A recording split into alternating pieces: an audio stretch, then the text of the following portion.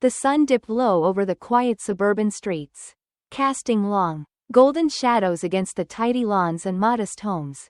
It was the kind of evening that whispered peace, a fleeting calm at the end of a long day. Brielle Harris adjusted her grip on the leather steering wheel of her car. Her expression serene but thoughtful. The hum of the engine, a deep and steady purr, filled the silence in the cabin. The car was more than just a machine.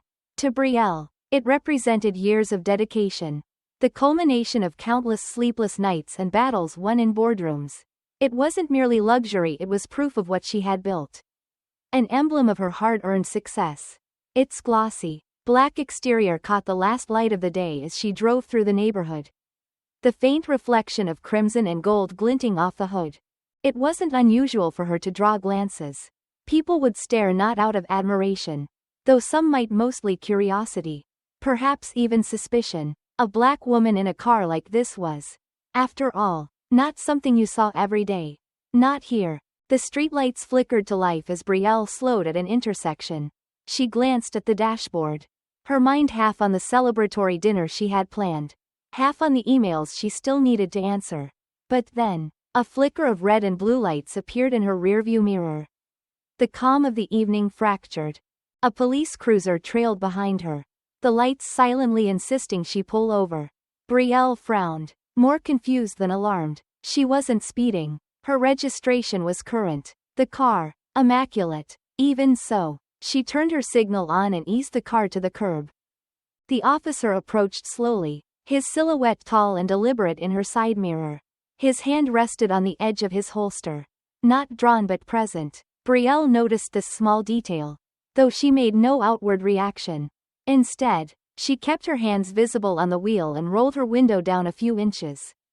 Just enough to hear him clearly. "Good evening, officer," she said, her voice even, measured. The man leaned slightly toward the window, his sunglasses still on despite the fading light. His uniform was crisp, the badge gleaming against his chest. Yet his demeanor carried an air that Brielle couldn't quite name: disinterest, perhaps, or something colder. "License and registration," he said, his tone flat. No greeting, no explanation. Brielle reached for the documents slowly, deliberately, her every move calculated to avoid misunderstandings.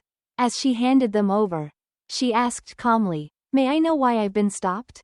The officer tilted his head, his gaze flicking over her, not with curiosity but something more clinical, as though she were a puzzle piece that didn't quite fit. "This is an awfully nice car," he said after a pause. "A little too nice for this neighborhood." There it was, the unspoken assumption, hanging heavy in the space between them. Brielle met his gaze without flinching. She didn't respond, choosing instead to let the silence linger, though her chest tightened slightly. She had spent a lifetime navigating these moments, small, sharp encounters that carried the weight of something far larger than herself. "Step out of the vehicle," he said finally, gesturing toward the sidewalk. "We've had reports of stolen cars matching this description." She exhaled quietly, then unbuckled her seatbelt. There was no use arguing. Not here. Not now. As she stepped onto the pavement, the officer gestured for her to stand aside. He began circling the car, his movements slow, methodical, exaggerated. Brielle crossed her arms, watching as he ran his hands over the polished surface as though searching for invisible evidence. The entire scene felt performative, a show of power rather than procedure. She wanted to protest, to demand an explanation, but she held her tongue. This wasn't the time for emotion.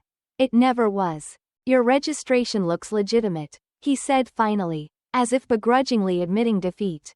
"But we'll need to impound the car for further investigation." Her composure cracked, if only slightly. "Impound it?" she repeated. "On what grounds?" "You just said." The officer interrupted with a smirk, the corner of his mouth curling upward in a way that made her stomach churn. "Standard procedure," he said simply, dismissively. Brielle clenched her fists, fighting to keep her voice steady. "This is harassment," she said, her words low and deliberate. "And you know it." His smirk faded, replaced by a steely glare. "Watch your tone, ma'am," he said, his voice carrying an edge now. "I'm just doing my job." She stepped back, her breath shallow but controlled. Fine, she said quietly, her voice laced with something far sharper than compliance. Take it, but you'll regret this. The officer didn't reply. He slid into the driver's seat, adjusted the mirrors with deliberate slowness, and revved the engine once, twice, as though reveling in its power. Then, without another glance, he pulled away, leaving Brielle standing alone on the sidewalk. For a moment, she didn't move. The street was quiet again, the stillness somehow more deafening than before. Slowly, she reached for her phone and dialed. This is Brielle Harris, she said, her voice calm but firm. Track the car, document everything, and prepare for legal action. On the other end, her assistant didn't hesitate. Understood. As Brielle hung up, she looked down the empty street where her car had disappeared. This wasn't new, not the assumptions, not the small indignities, but tonight felt different. This wasn't going to end quietly. Not this time. And though the evening sky darkened above her, her resolve only brightened. The hum of the engine filled the quiet interior of the car as Officer Eric Stanton leaned back in the driver's seat. He adjusted the rearview mirror, catching his own reflection for a fleeting moment. The leather interior, the polished dashboard, and the faint, expensive scent of the vehicle were intoxicating. It was a different kind of power, subtle, luxurious, and entirely out of reach for someone like him. Yet here he was, behind the wheel, if only for a moment. The streets were dark now, the streetlights creating pools of amber light against the pavement. Stanton drove slowly, savoring the smoothness of the ride. The purr of the engine beneath him. Cars like this weren't meant for people like Brielle Harris, he thought. The idea lingered unspoken in his mind, its edges sharp and uncomfortable. He didn't say it aloud, didn't need to. It was the kind of assumption that didn't require words. Wasted, he muttered under his breath, the word escaping before he could stop it. The gas station he pulled into was nearly empty. A few cars idled at pumps, their drivers moving in practiced routines. Stanton parked the car deliberately in full view, stepping out with the air of someone who had earned his place. A young man at the adjacent pump looked over, his expression curious.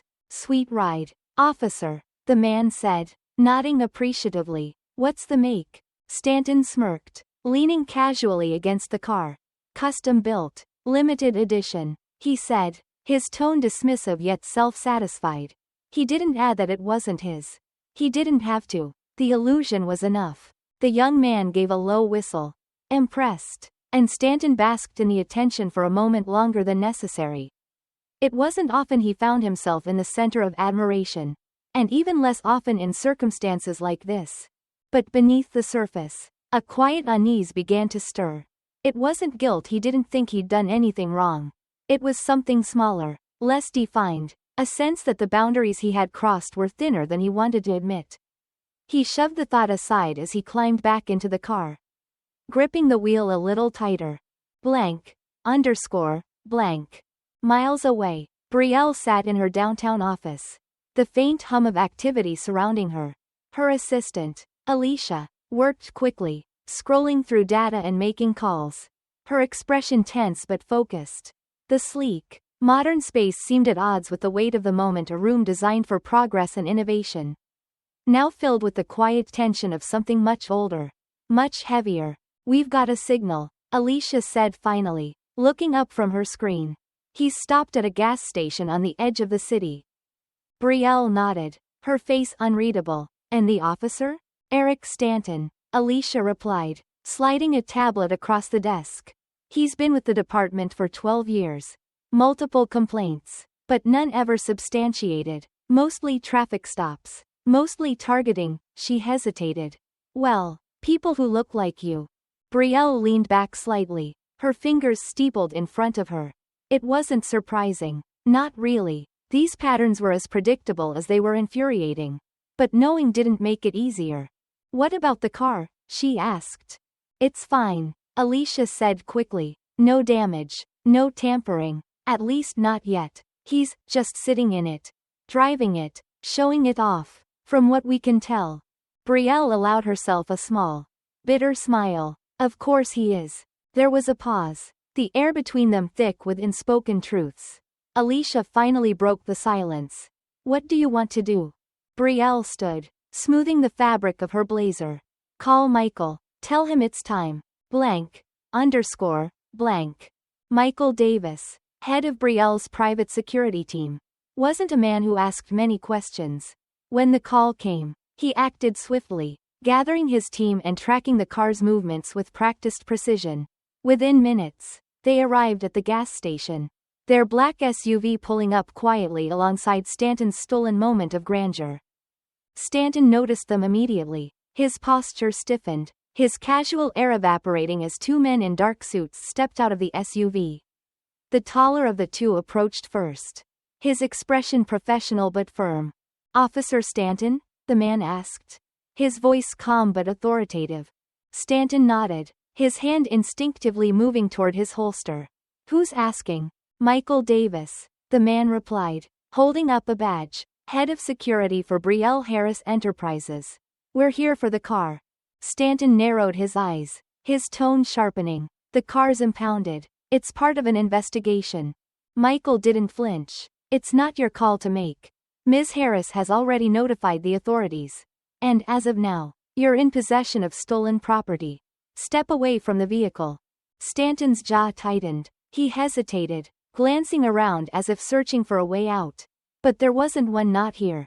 Not now. Reluctantly, he stepped back, his hands falling to his sides as Michael's team secured the car.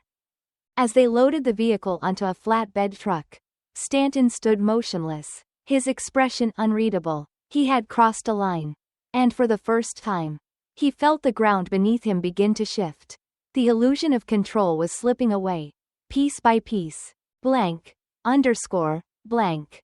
Back in her office, Brielle watched the events unfold on a live feed, her expression calm but resolute. When the truck pulled away, taking her car back to safety, she let out a slow breath, the tension in her shoulders easing slightly. This isn't just about a car, she said quietly, mostly to herself. It never is. Alicia glanced at her, concern flickering across her face. What happens now? Brielle's gaze hardened, her voice steady. Now? We make sure he understands who he's dealing with. The city outside hummed with life, oblivious to the quiet storm building within its bounds. For Brielle, this was only the beginning. And for Stanton, though he didn't know it yet, the consequences were already catching up to him. The morning light crept quietly through the city, illuminating streets that buzzed with life as they always did. The rhythms of the day unfolded as usual, commuters navigating traffic, coffee shops filled with murmured conversations, but in the corner of one quiet office, something unusual was stirring. Brielle Harris sat at her desk, her expression composed, though her mind was anything but. Her assistant Alicia was across the room, hunched over a screen. The footage of the previous night's incident played on a loop, the sound muted but the visuals clear. Officer Eric Stanton leaning over her car, his smirk as unmistakable as her quiet defiance. Alicia paused the video on that moment, her jaw tightening. It's all here, Alicia said, not looking up. The dashcam footage, the surveillance cameras, even eyewitness statements. He didn't just cross a line, he trampled it. Brielle leaned back slightly, her fingers lightly drumming the desk. She said nothing for a long moment, letting the words settle in the air. Finally, she spoke, her tone measured and calm. Send it to Victor, she said, referring to her attorney, and to the press. Alicia turned, her eyebrows lifting in slight surprise. The press? Brielle nodded. It's not just about me, Alicia. If we let this stay quiet, it'll happen to someone else. Someone who doesn't have the resources to fight back. Alicia hesitated, then nodded, her fingers already moving across the keyboard. Understood. Blank. Underscore. Blank. By midday, the video had begun to spread. At first, it appeared on a handful of local news sites, just another incident of questionable police conduct. The kind that rarely makes a splash. But then social media picked it up. The footage was shared, retweeted, and commented on, the accompanying hashtag growing steadily. Hashtag Justice for Brielle. The conversations it sparked were quiet at first. Reflective, almost hesitant. People who had experienced similar moments of humiliation and injustice shared their stories. They spoke not with rage, but with a kind of weary familiarity. This wasn't new. It wasn't shocking. It was just a part of life for too many people. Still, the video struck a chord. Maybe it was Brielle's quiet composure, or Stanton's unmistakable arrogance. Maybe it was the clarity of the evidence, the way it stripped away any room for doubt. Whatever the reason, it spread, and as it did, the city began to feel its weight. Blank. Blank. Eric Stanton sat in the precinct's break room, scrolling through his phone with a faint frown. The room was quiet except for the distant hum of chatter from the hallway. His colleagues had been avoiding him all morning, something he noticed. Though he wouldn't acknowledge it. He told himself it didn't matter. He'd done nothing wrong. But then he saw it. A news article with a still image of his face, taken from the footage. Below it, the headline read, "Businesswoman accuses officer of racial profiling. Misuse of power." He set his phone down, his hand tightening around the edge of the table. He didn't need to read the article. He already knew what it said. Blank. Blank. At the same time, the protests began. They weren't large. Not at first, just a handful of people outside the police precinct, holding signs with phrases like, "Justice for all," and, "End racial profiling." Most people walked past without a second glance, their faces set in the determined neutrality of people who didn't want to get involved. But by the next day, the crowd had grown. News crews arrived, their cameras capturing the signs, the chants, the quiet resolve of the protesters. It wasn't chaos. It wasn't anger. It was something quieter but no less powerful, a collective insistence that this would not be ignored. Brielle watched the coverage from her office, her face calm but her chest tight. She hadn't asked for this, not the attention, not the role she was suddenly being thrust into. But now that it was here, she couldn't turn away. "What do you want to do?" Alicia asked, her voice careful. Brielle turned away from the screen, her gaze steady. "We don't let it stop," she said simply. "We keep pushing." Blank. Blank. The ripple effects of the video reached City Hall by the end of the week. Councilwoman Lena Davis, known for her advocacy on police reform, called a press conference. She stood on the steps of the courthouse, her expression composed but resolute. "This is not an isolated incident," she said, her voice carrying over the murmurs of the crowd. "It is a symptom of a system that fails to hold its own accountable. And we must demand better, not just for Brielle Harris, but for everyone." Her words were measured, but they carried the weight of a growing movement. The reporters scribbled notes, their cameras capturing every moment. The city was listening now. Blank. Blank. Back at the precinct, Stanton found himself increasingly isolated. His colleagues didn't speak to him unless necessary, their glances growing colder by the day. The captain had called him into her office that morning, her tone clipped and professional. "There's an investigation," she said simply. "You're suspended until it's resolved." He had protested, of course, tried to argue that he'd done nothing wrong, that this was all a misunderstanding. But her expression didn't waver. "The footage speaks for itself," she said, her voice low. "And so does your record."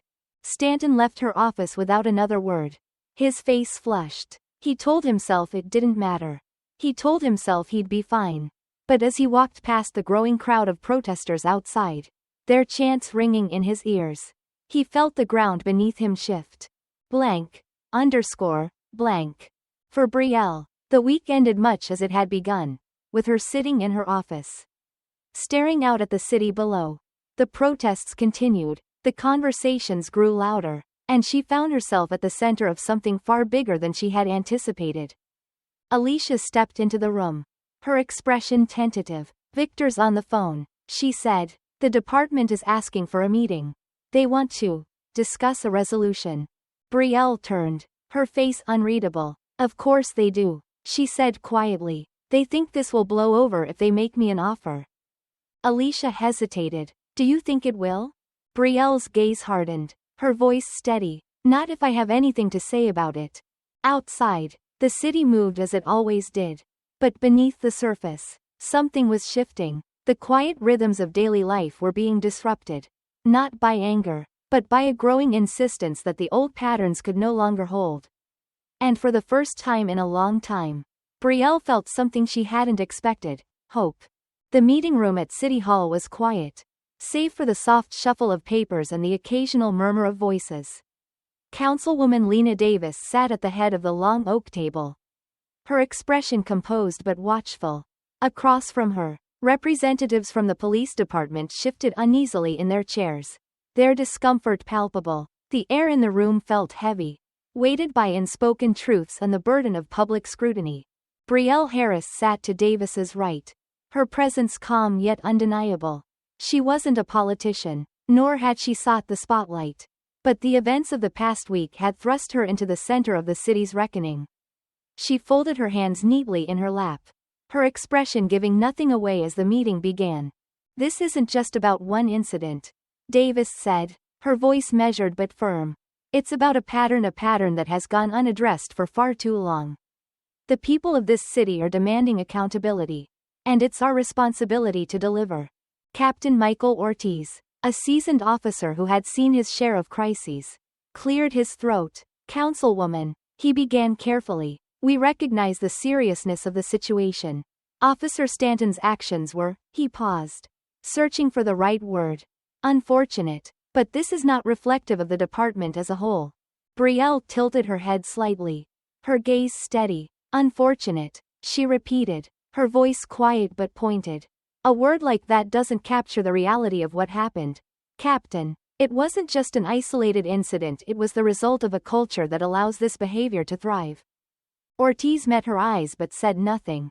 Across the table, a younger officer, perhaps feeling emboldened by the silence, spoke up.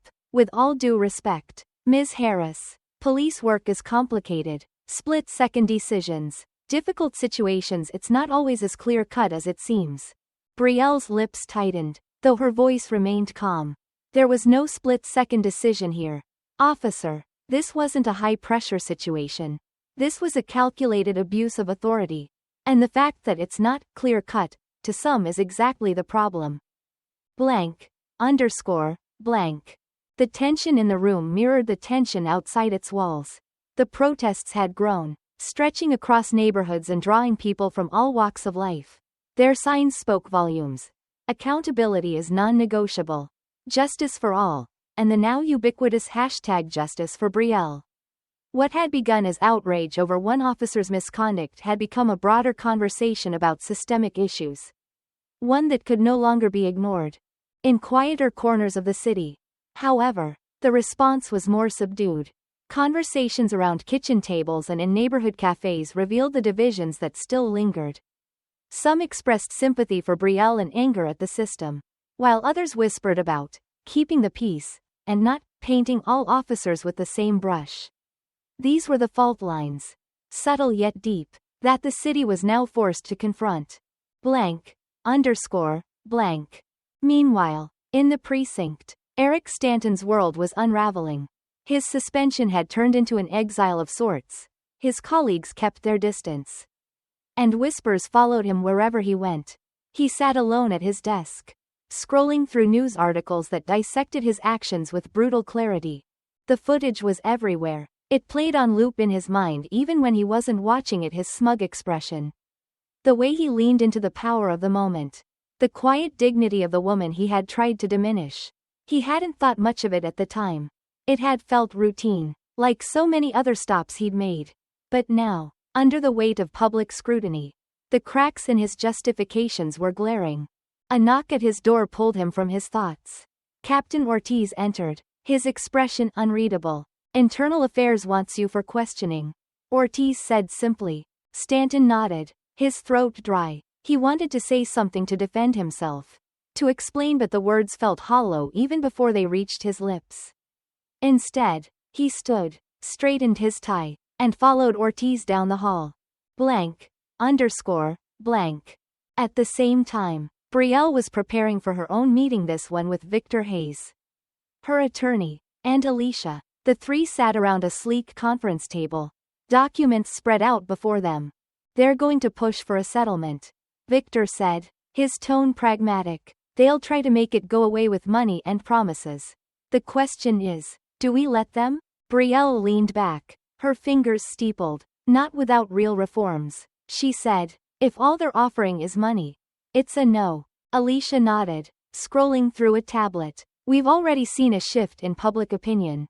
People want change, not just compensation. If we press for reforms, civilian oversight, mandatory training, stricter protocols, we'll have the support. Victor hesitated. It's a risk. Brielle, pushing too hard could backfire. They might dig in their heels. Brielle met his gaze, her voice steady. Then we push harder. This isn't just about me, Victor. It's about everyone who's been through this and didn't have the means to fight back. Blank. Underscore. Blank. As the sun set over the city, the stakes became clearer. In City Hall, the debate over police reform was heating up, with council members divided on how far to go. Some, like Davis, were pushing for sweeping changes, while others hesitated, worried about alienating the department or appearing too radical. In the precinct, the whispers about Stanton had turned into open disdain. Officers who had once shared beers with him after shifts now avoided his gaze. Their silence a judgment all its own. And in her office, Brielle sat quietly, watching the city lights flicker to life. The road ahead was uncertain, and the weight of it all pressed heavily on her shoulders. But she wasn't alone. The voices rising in the streets, the growing momentum for change, they reminded her that this wasn't just her fight. It was a collective reckoning, long overdue. She took a deep breath, her resolve hardening. There was no turning back now. The line had been drawn, and it was time to see which side the city would choose. The courthouse steps were quiet in the early morning, the cool air carrying a stillness that belied the tension beneath. A handful of reporters had gathered, their cameras poised, their voices hushed. Inside, the halls were alive with purpose, the echo of footsteps and the rustle of papers creating a low hum. Brielle Harris sat at the plaintiff's table in the courtroom, her posture straight, her hands clasped gently in front of her. She wore a dark blazer, understated and professional. This wasn't a spectacle for her, it was a pursuit of something much larger than herself. Across the aisle, Eric Stanton sat with his attorney. He looked older than he had weeks before, his once confident demeanor replaced by something more subdued. The judge entered, and the room fell silent. The proceedings began without ceremony, the atmosphere sober and deliberate. Blank. Underscore. Blank. Victor Hayes, Brielle's attorney, was the first to speak. His voice was calm but firm, carrying the weight of the case he had meticulously built. Your Honor, he began, addressing the judge with steady eyes. This case is not just about one act of misconduct. It is about a pattern, a system that allows individuals like Officer Stanton to operate without accountability. Today, we ask for justice not just for my client, but for every individual who has experienced the same abuse of power and been told their voice doesn't matter. He stepped back, his words settling over the room like a soft but persistent rain. Stanton's attorney, a younger man with a precise way of speaking, rose next. His tone was measured, his arguments familiar. Your Honor, while we acknowledge that mistakes were made, it is important to consider context. Police work is complex, and split-second decisions are often required. Officer Stanton's actions, while regrettable, were not malicious but misguided. The judge raised an eyebrow, her expression neutral but piercing. Counselor, she said, her tone sharp. This case involves the unauthorized seizure of a vehicle and its use for personal purposes. That doesn't sound like a split-second decision to me. The courtroom was still. Stanton shifted in his seat but said nothing. Blank. Underscore. Blank. The evidence was presented methodically. Surveillance footage showed Stanton pulling Brielle over, his demeanor unmistakably dismissive. Dashcam audio revealed his flat tone, the thinly veiled disdain in his words. GPS data confirmed the route he had taken in the car, including the stop at the gas station. Each piece fit neatly into the picture Victor painted, an officer abusing his authority with impunity. Confident that the system would protect him, Stanton's attorney attempted to poke holes in the narrative, but the evidence left little room for interpretation. When it was time for Brielle to testify, She rose with quiet determination. Taking the stand, she spoke plainly, her words steady and deliberate. "I've worked hard for everything I have," she said, her voice carrying across the room. "When Officer Stanton stopped me that night, I wasn't just treated as though I didn't belong, I was treated as though my success was suspicious. As though my very presence was a threat." She paused, letting the words linger. This wasn't about a stolen car. It was about power. And for too long, people like me have had to navigate these moments in silence. I'm here today because I refuse to stay silent anymore. The courtroom was still as she stepped down. The weight of her testimony hung in the air. Undeniable and unshakable. Blank. Blank. Stanton took the stand reluctantly. His attorney had advised him to show remorse. But the words felt foreign on his tongue. He stumbled through his testimony, offering half-hearted explanations that crumbled under Victor's cross-examination. "Officer Stanton," Victor said, his voice steady but unyielding. "You've admitted that you had no concrete evidence to justify impounding Ms. Harris' vehicle. You also admit that you used the vehicle for personal purposes. Can you explain how this aligns with your duty to serve and protect?" Stanton hesitated, his gaze flicking toward the judge. Then the jury. "It was a mistake," he said finally, his voice barely audible. "I didn't know who she was." Victor's eyebrows lifted slightly. And if she had been someone else? Someone without the resources to fight back? Would that have made it any less of a violation? The silence that followed was deafening. Blank. The jury deliberated for only a few hours before returning with their verdict. The foreperson stood, clearing her throat. "In the matter of Harris versus Stanton and the city police department, we find in favor of the plaintiff." There was a murmur in the room. A subtle ripple of emotion that didn't rise to cheers but carried a quiet sense of justice. Brielle sat motionless, her expression calm, though a flicker of relief crossed her face. The judge outlined the ruling. Stanton was personally liable for his actions, and the police department was ordered to pay substantial damages and implement mandated reforms, including mandatory bias training, the creation of a civilian oversight board, and stricter protocols for traffic stops. Stanton remained seated, his face pale. He had lost more than the case, his career, his reputation, and his sense of invincibility had all crumbled in the space of weeks. Blank. Outside the courthouse, a crowd had gathered. When news of the verdict broke, there was no triumphant roar, no chaotic celebration. Instead, there was a quiet resolve, a collective understanding that while this was a victory, it was just one step in a much longer journey.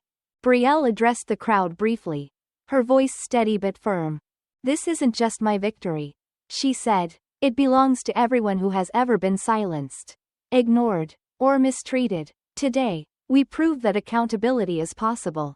But the fight for justice doesn't end here. It's up to all of us to keep pushing, to keep demanding better." The crowd applauded, their voices rising not in anger but in solidarity. Later that evening, Brielle sat alone in her office, the city lights twinkling through the window. Alicia entered quietly, a small smile on her face. "The mayor's office called," she said. "They want you to serve as an advisor for the new civilian oversight board." Brielle nodded slowly, a faint smile touching her lips. "Tell them I'll do it." As Alicia left, Brielle leaned back in her chair, the weight of the day settling on her shoulders. The road ahead was still long, the challenges far from over. But for the first time, she felt a sense of hope, not just for herself, but for the city she called home. The reckoning wasn't just about one man or one moment. It was about a system, a culture, and the quiet insistence that things could and must change. And for Brielle, that was enough to keep moving forward. The days that followed the trial felt subdued, as though the city itself had paused to exhale.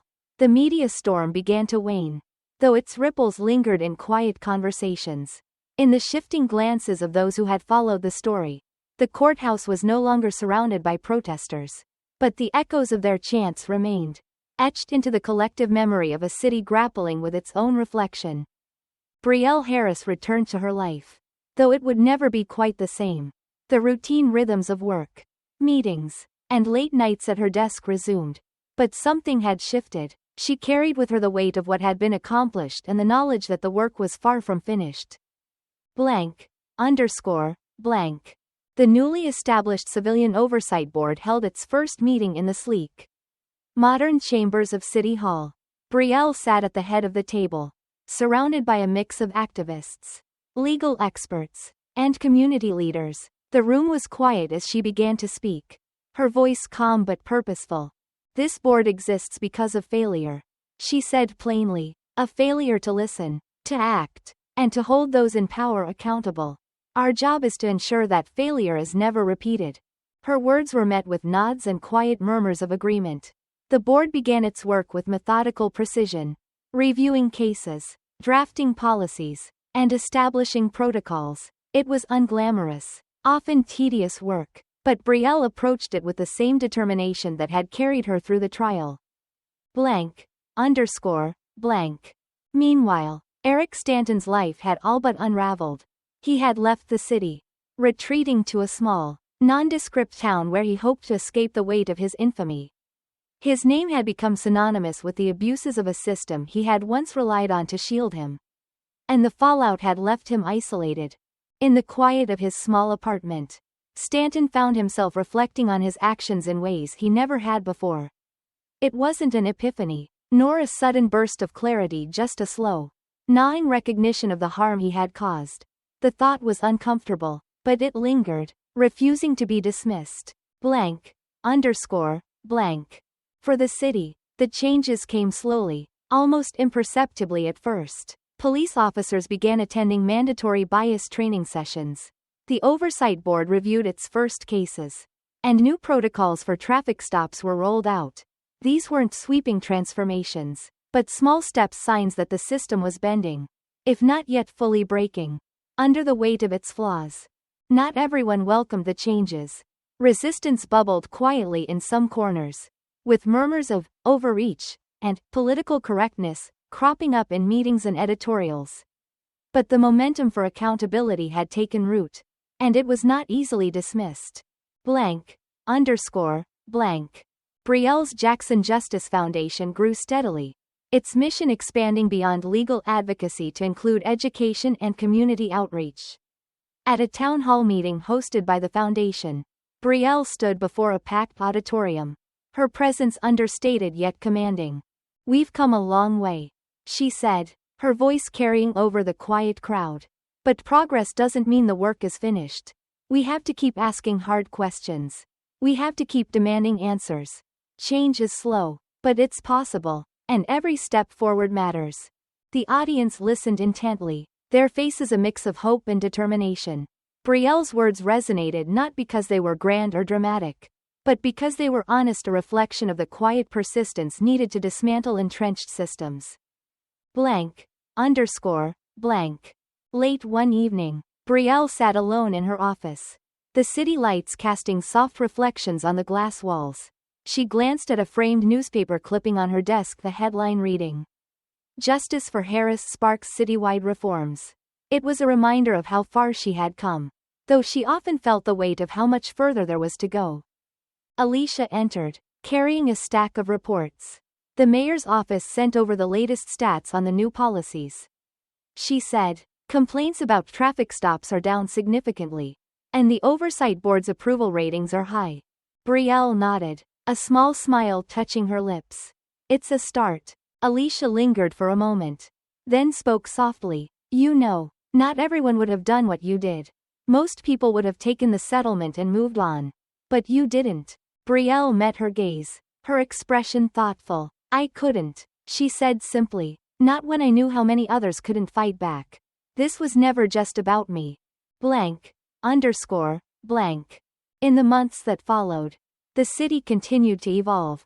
The Oversight Board became a model for other municipalities, and the reforms implemented in Brielle's case inspired similar changes elsewhere.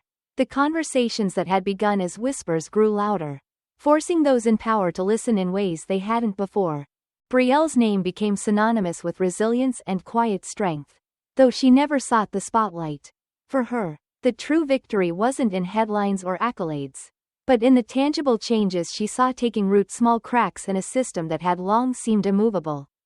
Blank. Underscore. Blank. On a quiet evening, months after the trial, Brielle walked through her neighborhood, the crisp air carrying the faint hum of the city around her. She passed a group of children playing on the sidewalk, their laughter echoing in the fading light. A woman sitting on her porch nodded at her in recognition, offering a quiet but warm "Thank you." Brielle nodded back, her steps steady as she continued on. The work wasn't done, it might never truly be, but the path forward felt clearer now. She had faced injustice, transformed her pain into purpose, and sparked a movement that was still growing. As the city lights glimmered in the distance, Brielle allowed herself a moment of quiet satisfaction. The fight wasn't over, but progress had been made. And for now, that was enough.